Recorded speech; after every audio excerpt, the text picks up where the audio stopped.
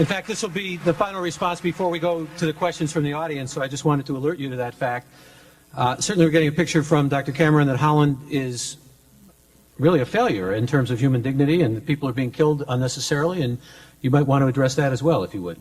If I could. I think that's a completely false and misleading picture of what's happening in the Netherlands.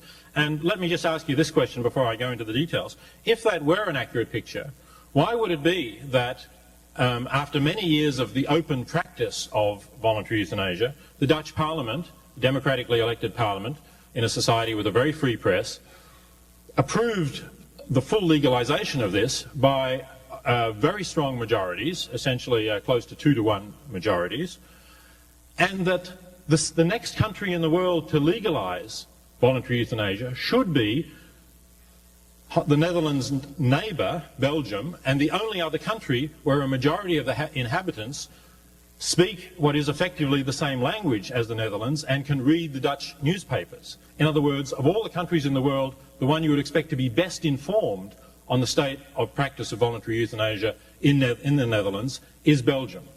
And that has been the next country to follow that example, and again, by a strong margin, just in the last week or two, the upper house completed the legalisation of voluntary euthanasia on similar lines in the Netherlands.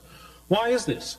The reason why it is because, in fact, the citizens of these countries believe that this is giving them the choice that they want to have when they come near the end of their lives. They've seen it in practice, they've known people, relatives or friends, who've used it, and they want it for themselves. In terms of the statistics that Dr. Cameron mentioned, it's true that the government